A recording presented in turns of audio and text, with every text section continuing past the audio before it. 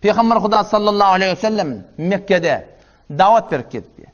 Gözünün önüne yaralarını vuruyarlar, yençiyerler, horlayarlar. Yasir şehit bolýar. Sumayye şehit bolýar. Belal Habeşi radıyallahu anh ulukon bir daş, bir adam götürüp bilýän daşdy, 2-3 neferi götürüp dordan getirip kurtanyna koyup şu kadar işkence bolýar. Emma peýgamberde edafa takat yok, edafa peýgamberde tedat yok. Neçe yıllar şu kıyınçılıklar berdaş etip gedýärler şolar. Gel 9 yıl Mekke'de davet berip ketdi.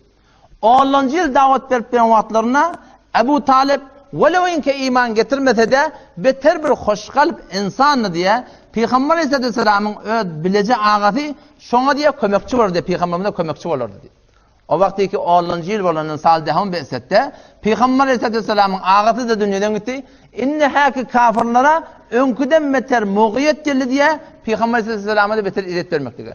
Avval yöne kep aysala, gurrun aysala, avval yöne kep kaktırsala, yöne kep bir tane vursala, yöne kep bir kaptanın etbiraka bir tane bir bolar olma kep ağzı kep aysala, emma fiziki Peygamber Aleyhisselam aleyhine diye amel etmerdi dedi. Gel iptersinler, üstüne bir daha oklasınlar, böyle fiziki ameli yoktu diye. Emma vakti ki Ebu Talib dünyadan gitti, elan fiziki amel etmeyen durdu. Peygamber sallallahu aleyhi ve sellem Mekke'de namaz okuyuptu. O zaman o taraftan Ebu Cehil var, Utbe var, Şeybe var, Abdullah ibn Ebi'nin başlıkları şu tadı dur. Peygamber sallallahu aleyhi ve sellem cak-caklap Mekke'nin kaptanını görüş otuyorlar. Mekke var Mekke'nin kaptasının şerif tırlanacak yer var, aylanılacak.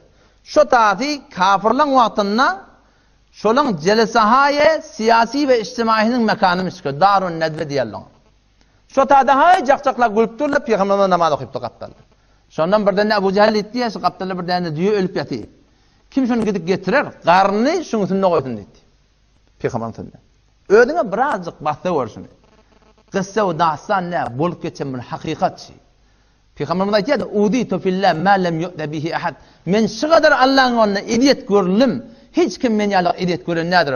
Ve ukhiftu fillah ma lem yukhaf bihi ahad. Men şu kadar Allah'ın onunla korkulum. Hiç kim men yalak korkulum nedir dedi. Şondan Abdullah ibn Abi Mu'id bedbaht adam gidip meni deyin etti diye. Gitti diye şol duyan karnını, duyan çelemçeş, portip, ankıyıp atan duyan karnını yarıp, finekler üstüne vöz koyran, şon karnını çekip diye, bir yerden gödeşip de Peygamberimiz secdeye gideni şu getirip üstüne koydu diye. Medhen kıyavanın geçip beri biri, medenne ne kadar narak var diye. Yüdüğüne de atıyor kursa, yüreğimi diye alacak dedim. İzimden biraz kurun edilenle, ne kadar yüreğimi daralıyor. Emma şu Muhammed Mustafa sallallahu aleyhi ve sellem ne kadar kıyılık çekti. Peygamberimiz bir uzak vakta çelim diye secdede yattı diye. Toram diye onun üstünden ayırıp tamamı etminan namazını töketti diye. Toram yankıları yüzlenip ayıttı diye. Ya ma'şere Kureyş ateytukum bizzebh diye şey dedi. Ey Kureyş'in cemaati damanı salmana geldim ben dedi. Ya Muhammed tembele dedin. Kafir de olsa bilyerli ki Peygamberin aydan hak. Şıl adam alacak adam de. Allahümme aleyke bi Ebi Cehil, Allahümme aleyke bi Utbe, Allahümme aleyke bi falan, Allahümme aleyke. Peygamber şu dedi, azbezke canı yanıptır ha, bet doğa etmeyen durur diye.